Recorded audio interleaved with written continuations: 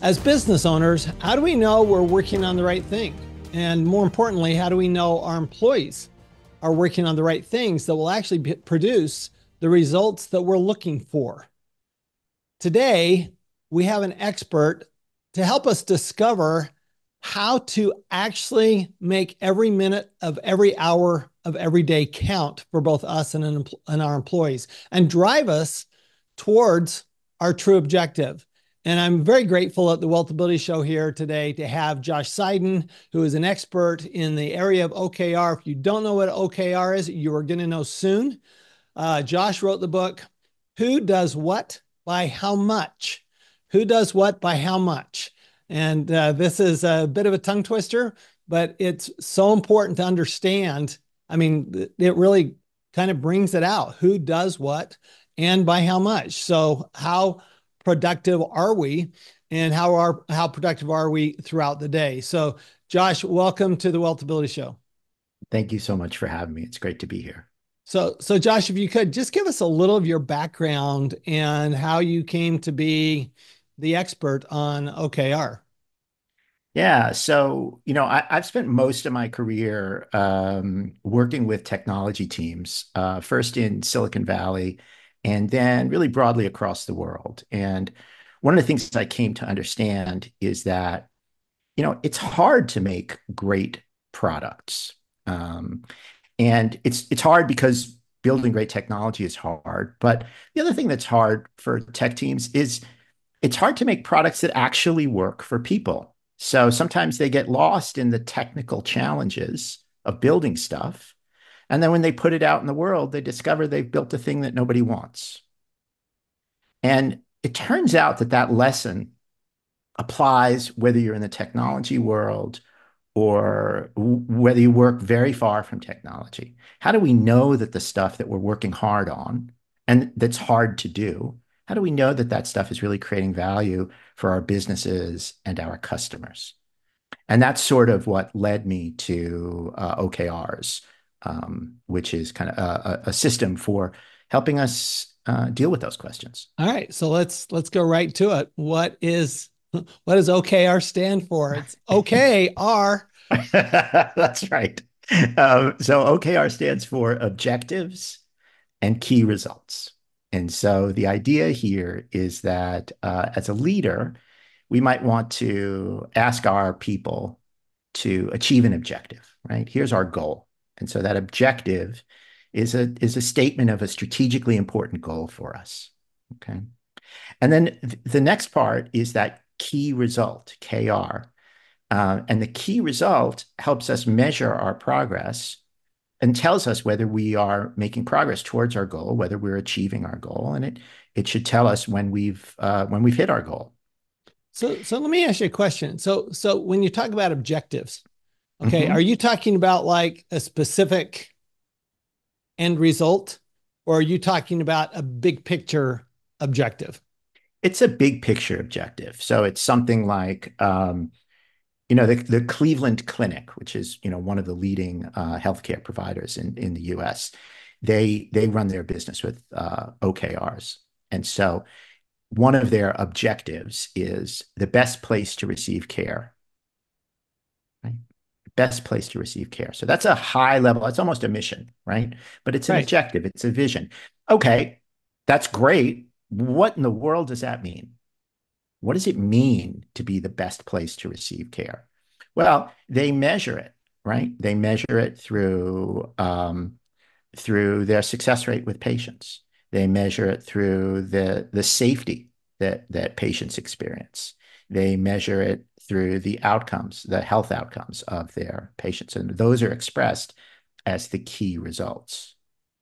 Got it. So the key results are really the specifics, whereas the Yeah. objective is more of the vision of what we expect. I mean, let me give you an example. So let me give you Yeah. my example, right? Okay. So our objective is to um, help people throughout the world become financially free of Wall Street, government, and their employers. That's Mm, our objective. is Yeah, become financially free of those three groups. So that would be the objective. That's that big picture objective. And then you've got to break that down into key results, right? exactly. And so then, and that's where the title of the book comes in. So then we say, okay, well, when people are financially free, what are they doing differently? In other words, who, right? Who are these people? Does what? What are they doing? And by how much? How can we measure that? So, and if we can answer those questions, we can tell that we're making progress towards our objective. So, who does what by how much? Those are our key results. And usually for an objective, we're looking for, a set of 3 to 5 key results that are the kind of critical things that we're trying to influence that make this stuff concrete. Okay, so you start with so you let's say as a leadership team or as a company, you come up with these 3 to 5 key results. Okay, this is how, for example, a customer would measure that I've reached the goal of being financially free of the government, for example, and et cetera, et cetera. Um, how do you bring that down into the day-to-day world? Yeah. Yeah. Well, so typically what you have is you have OKRs at a high level for the organization. And what those do is those kind of capture your strategy, right? Um, and there's typically a handful of those for an organization, right? There might be a market-facing one, there might be an operational one for, how like another important objective for the Cleveland Clinic. Um, I think, and I'm paraphrasing here, I don't have it in front of me, but it's like the best place to work in healthcare, right? Right. So we want our patients to experience great care, but we also want our people to experience a great workplace. So typically an organization will have a small set of those. And then those kind of you've got OKRs at each level in the organization that is important. So you might go to your next level down and say, look, these are the company OKRs, right? What can your team, what can your work group do to contribute to helping people be financially free? And it might be that the marketing group takes a look at that and says, well, you know what? We think there's an educational component here, right? And they might set OKRs around some very important focus initiative for education. And it might be that the different parts of the organization sort of lean into those OKRs and people create their own. So the teams in the organization kind of pick them up and and and uh, and say kind of this is how we believe we can best contribute to this initiative. And then you get kind of alignment through the organization because everybody has an OKR that points up to the high level OKR. So and it's both the objective and the key results. So in other words, Exactly. um, there's a subset objective. Yeah. Like HR has a subset objective. We want this to be a great workplace. That's the Yeah. subset objective for HR, say, for example. Okay. Sure. Yeah. But that's a subset of the general of the bigger objective of this is the best place to get healthcare, right? This what that Exactly. that Right. big picture So objective. So everybody's got them on the way down. So then do you get as granular as individual employees have those? you stop at the individual level, right? So the smallest unit that you do this for is at the team level. What starts to happen is if you start to do it at the individual level, you create these kind of you start to create incentives that don't line up to the organizational incentive, and they start to line up to individuals' incentives, and it starts to pull things in bad directions. So what you really want, the great thing about OKRs is that when they're working well, they create this kind of alignment, right? You opened the show by talking about, are people working on the right things? Right. So we want everybody to be pulling in the same direction. So we create alignment. And then there are some other things that it does for the organization. There are mechanisms for creating transparency. We're reporting on these results on a continuous basis, and some other benefits. But the key point here is we're trying to create alignment so we don't go as far as the individual level. So I can see how this is super important for a big organization, right? Because Yeah. it's it's a bit like herding cats, right? So you got to break this down. How does that translate to a small organization? I mean, let's say you've got a company with 10 employees. How does that translate down? Do you just have fewer OKRs? Yeah. Is that translates down so that people are working on just their specific, maybe there might be two teams instead of, 20?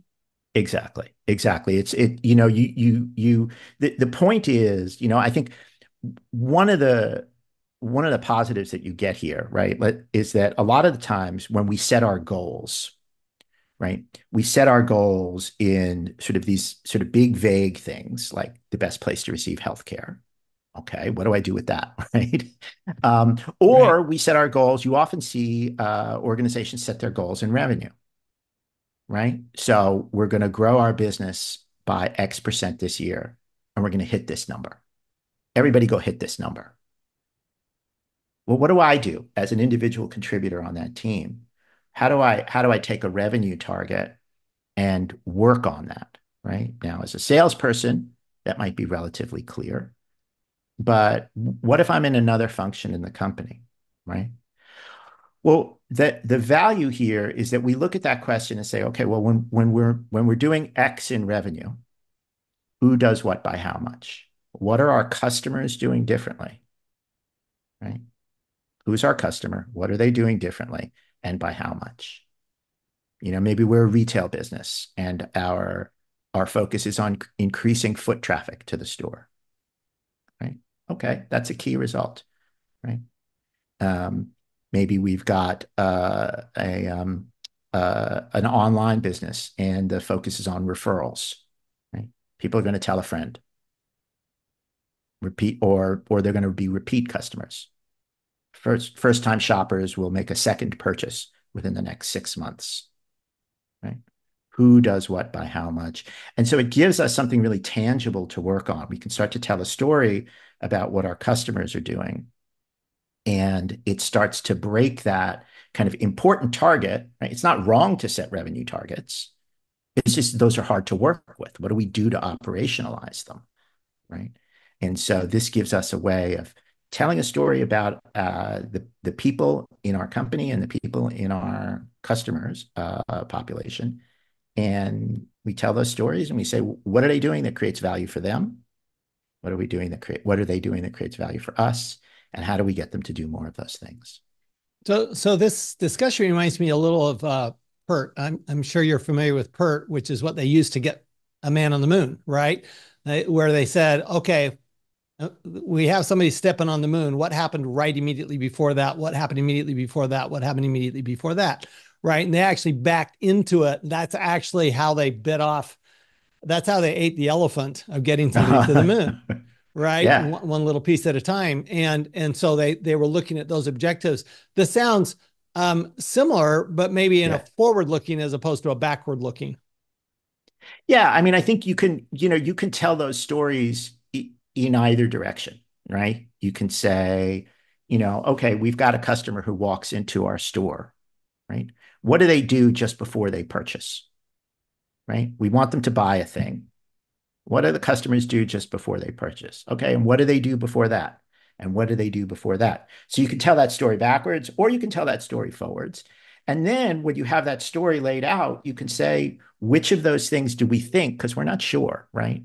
Which of those things do we think create value? And which of those things do we think there's opportunity to kind of work on and improve, Right. right? And I would presume which of those things can we actually impact? Because some of those Right. things we might not have any impact on, right? It's like Exactly. what happened at home that morning, right? We don't get to impact that.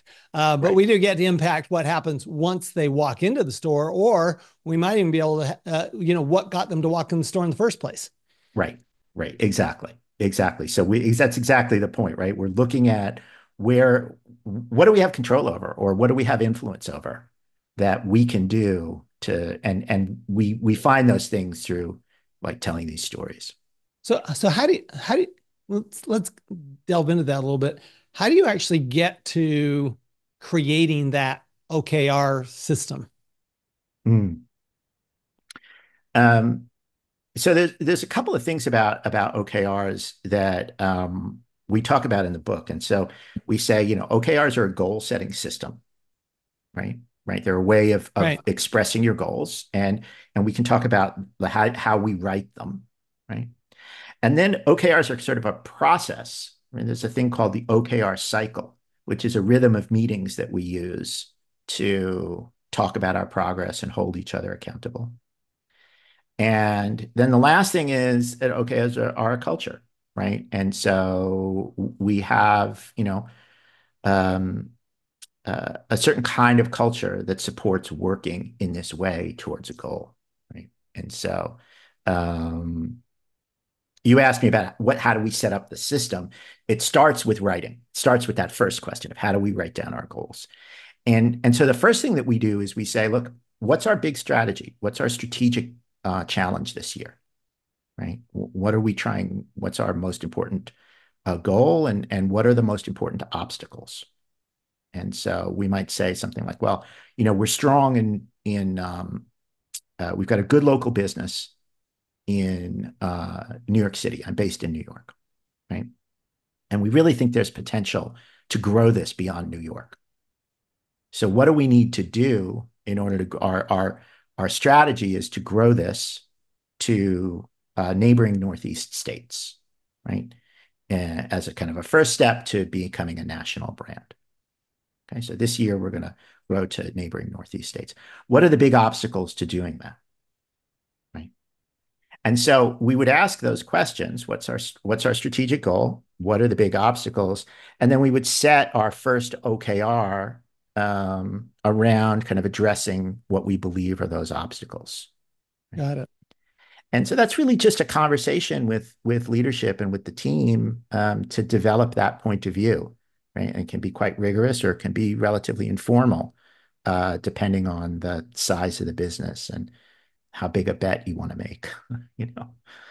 Um, and then once that's done, there's a process of kind of socializing that in the organization. And depending on then on the size of the organization, having people at each level kind of contribute their OKRs for their level. So, so you say in your book that a successful OKR system starts with prioritizing your clients or your customers' needs. What do Yeah. you mean by that? So, we almost called the book Everyone Has a Customer, right? And and I think that in large organizations, it's really easy to feel like, well, I'm a person who doesn't work with customers. What do you mean we prioritize the customer? Right? I work in HR, or I work in facilities, or I work in the legal group, right? And even in small organizations, many of us can feel like the customer is kind of far away. Well, salespeople talk to the customer, but I don't, right? Our point of view is that um, in your work, there's a person who is directly consuming your work and who benefits when you do a good job. So if I'm the HR manager, who's my customer? My customer is another manager in the business who's trying to hire an employee. Or my customer is the employee who has questions about his or her vacation policy. Or my customer is a candidate applying for a job. Those people are my customers. Now, they're not signing a check for the business, but if I treat them as a customer, right, it gives me an opportunity to kind of to do a better job on their behalf, create value for us, create value for them. And so that's the first thing is to understand in that who does what by how much, who's my who, who's my customer, right?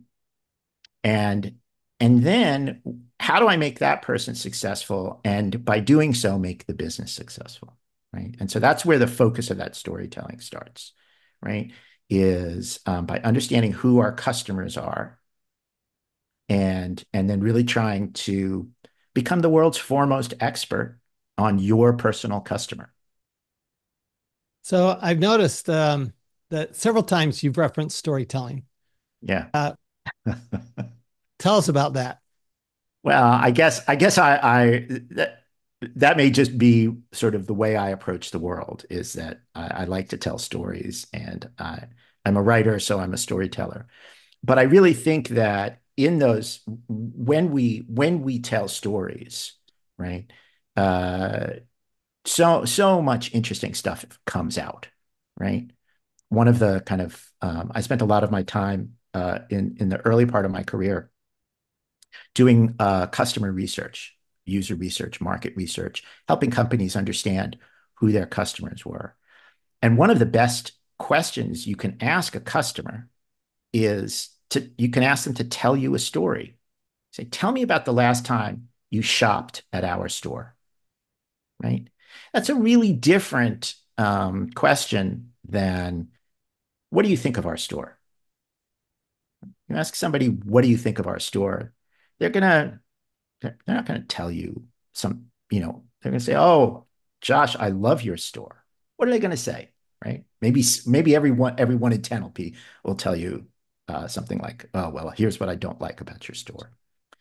But if you say, "Well, tell me about the last time you came into our store," right? So What'd you tell me come the in story. for? Tell me the story. Exactly. Well, I came in for oranges and you didn't have any oranges, and I was frustrated. So I went across the street to your competitor. Do you shop for oranges often? Well, no, mostly I don't shop for oranges. Mostly I come in your store for the pharmacy section or whatever it is. You start to get into the details of what motivates people, what they're trying to do, and where you might be able to do it better, you know? And so I just think that storytelling people are natural storytellers. They may not think of themselves that way, but when we get people telling stories, No. all kinds of great It's stuff why happens. social media thrives. Exactly. That's why. Exactly. It's because everybody has a story. Everybody likes telling stories, and everybody's interested in stories. Stories, we remember stories. We don't Yeah, remember facts and figures. We remember stories, exactly. right? That's what Exactly. we remember. So you talked about the who. Yeah. Okay, let's talk about the what. So Okay. how do you actually determine what is the right work for employees? So that's the art. That's hard, right? And so at the beginning, we might not be sure, right? So we tell a story about what does a customer do when they come to our website, or what does a customer do when they come to our store? We probably have imperfect information, right? And one customer is not like the next customer is not like the next customer. So we have a bunch of stories that we have to make sense of, and we have to kind of find the patterns in. So we sort of start by looking at the story. We lay it out. Sometimes when I work with teams and with clients, we just use post-it notes on a wall, and we just put them on a wall and we tell the story, you know. And then we say, what do we think is valuable? Now, sometimes what's valuable just because it's common sense, right? So if you're in a retail business, foot traffic is valuable, right? More foot traffic, generally speaking, is better for your retail locations. Right? So some of that stuff is not controversial. Some of that stuff you have unique data about your business. You know that customers who come in having clipped your ad out of the newspaper or whatever it is, um, those customers are more likely to convert to paying customers. I'm using a lot of retail examples, but I think folks listening can apply that to their business. So there's some stuff that's common sense. There's some stuff that we may have data on, and then there's some stuff that's just a guess. It's a hunch, and that's one of the cool things about OKRs is we can start with a hunch and then go see if we're right or wrong. And in fact, OKRs are really, really good when we don't know the answer, right? How They're so? really, well, because we might say, like, okay, look, we know that foot traffic is good. What's the best way to increase foot traffic? I don't know, right? Should we put an ad in the paper? Should we build a big sign? Should we put a billboard on the highway? Those all seem like credible ideas. And I'm sure everybody's had the experience of being in a meeting where we argue about whose idea is best, right? And those meetings, when you're in a meeting like that, what it means is none of us actually know. We're making a pretty good case, but none of us actually know. And so what do we do in that case? Well, we don't want to decide in that moment, for example, that we're going to spend a year's budget on billboards, right? So how could we test that? Well, we might say, well, our OKR for this quarter is to grow foot traffic by 25%.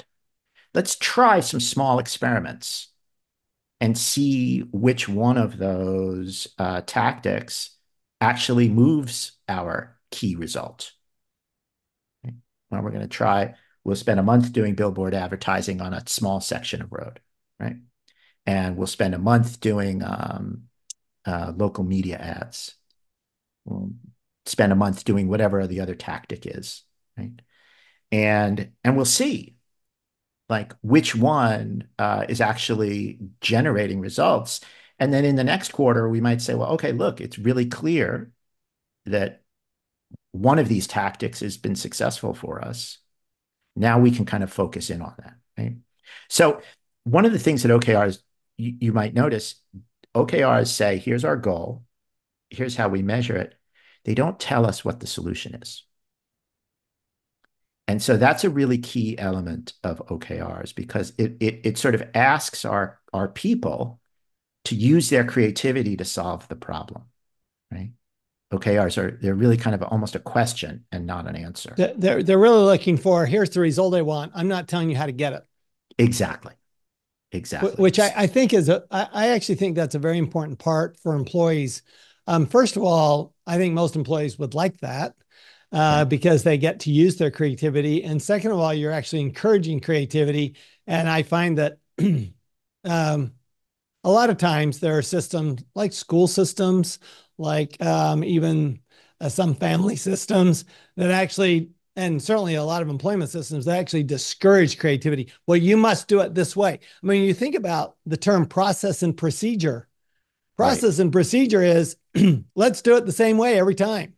Right. You know, and the goal is good because it's consistency, right?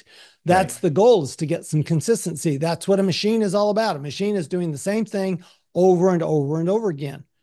So how do you manage getting the consistency, which is the policy and procedure, versus the creativity, which is what I want as the result? I mean, take myself. I don't do well with policies and procedures. I'm not a rules type of a guy, even though I'm an accountant, but that's kind of like weird that I am. But I don't really like, the rules are like, okay, those are the rules, but what if I get to it a different way? Is that okay? As long as I get the result, right? But I'm going to naturally fight that. A lot of people won't. They will just, okay, this is what we're told to do. We're told to do it this way, and they won't challenge that. So how do you balance those two? I have actually found that in my business very, very challenging. Yeah. Well, I think that there are different kinds of problems that, we use different kinds of methods on, right? So there are problems where we kind of know the answer, right? And we know that like, doing it the same way every time, we figured out the best way to do it. And we want to just do it that way because we know that that way gets us good results.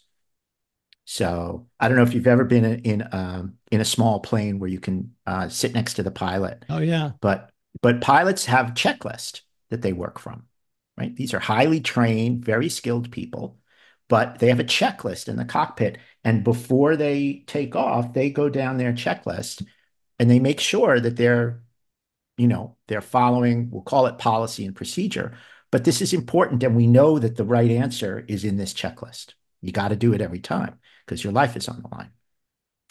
Then there are other kinds of problems where we don't know what the best answer is. It's like that foot traffic example I gave you. There's no policy and procedure for creating foot traffic, right? So that's a place where creativity is really the premium. I don't want my pilot to be creative in the routine takeoff, right? I mean, there's a place for that, creative problem solving in midair, but If, like, if you're landing in the Potomac, you need to problem solve. Right, right. My landing gear goes out. What do I do? Right. Right. There's probably some procedures there. I'm not a pilot, so I don't know. But yeah, so I think these kind of different kinds of problems, um, you know, require these sort of different approaches. Yeah.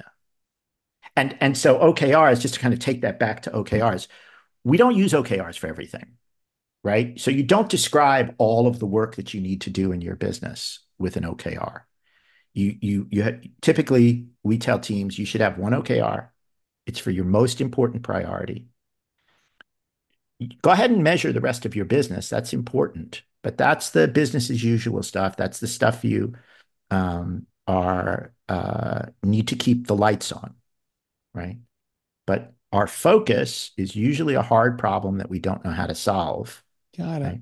And that's So where OKRs are so really it great. sounds like the OKR, you use the OKR where you need the creativity.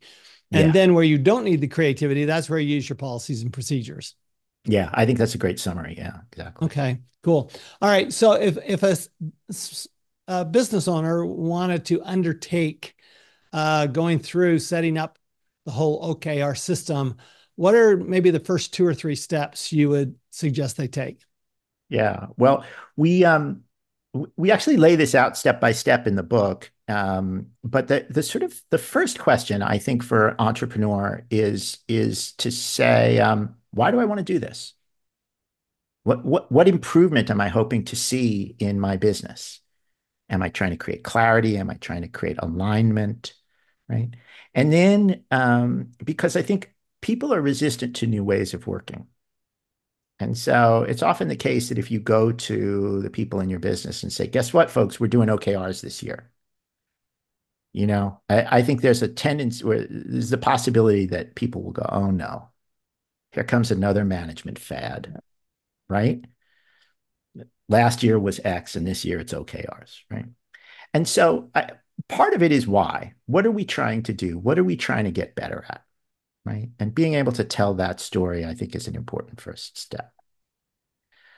Then, right, having sort of done that self-reflection, then the question is, what's our strategy? What is our focus for the year?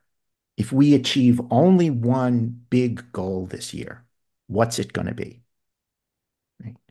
And being able to, it's really hard for entrepreneurs, right, to say no and to have that focus, right? Some customer comes knocking at the door and says, we could do this with you.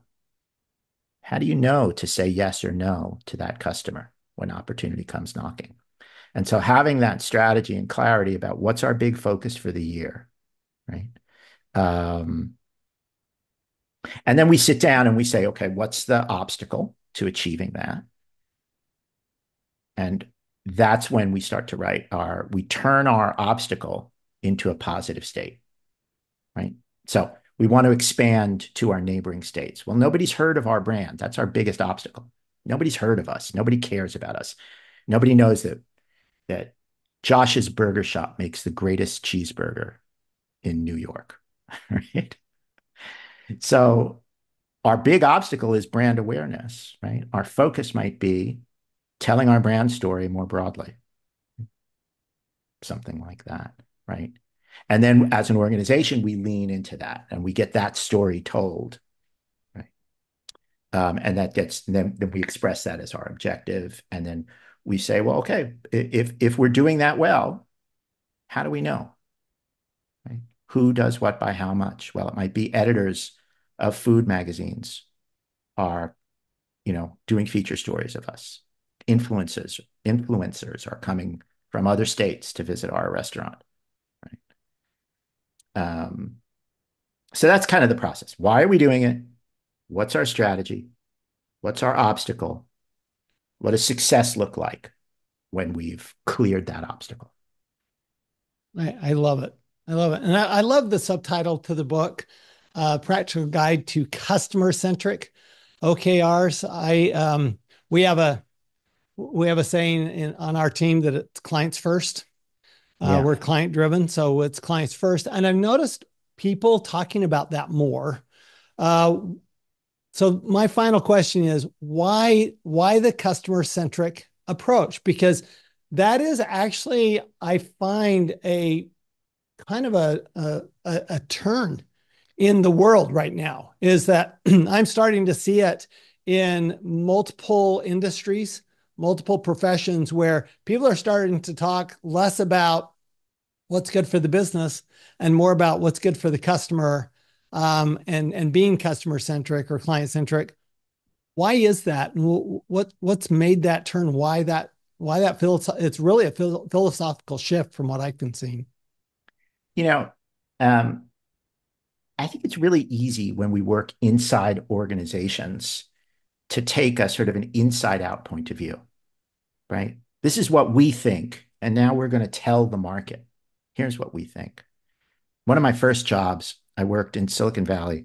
I worked with an incredibly smart team of engineers, and they would dream up features. It'd be cool. It'd be cool if we did this. And everybody would look around the table and go, yeah, that'd be cool. Right.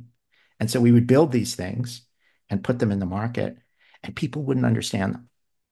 They didn't understand them. They didn't value them. They called our tech support line and they were like, what is going on with this thing you've just given me? Right. And so that's the inside out point of view. It'd be cool. It'd be cool if. Well, people don't necessarily have the same point of view that you do.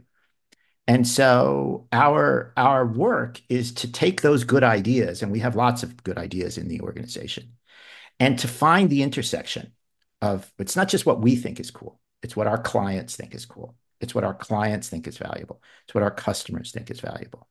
And when we find the intersection, that's where the business really succeeds. Got it. And That so, makes that makes yeah, sense. yeah. So that's really the point of the book. I think there are a number of books on OKRs out there, and I think there are a number of good ones. I think the unique point of view that we're bringing to this is really how to put that customer in the center of this whole system. I love it. Again, the book is Who Does What by How Much. Subtitle is A Practical Guide to Customer-Centric OKRs.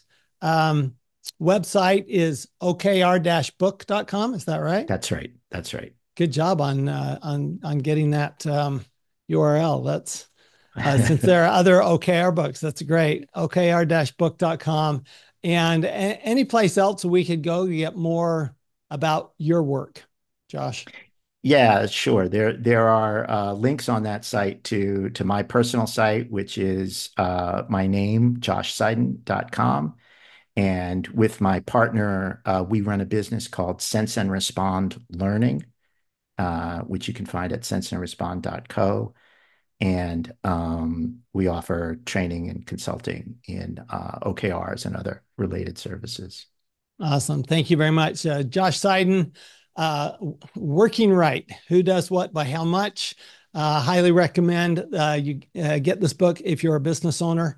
If you're not a business owner, highly recommend you become a business owner. Because what happens is business owners, I'm going to tell you, always make way more money and pay way less tax. We'll see you next time on the WealthAbility Show. Thanks, Tom. This podcast is a presentation of Rich Dad Media Network.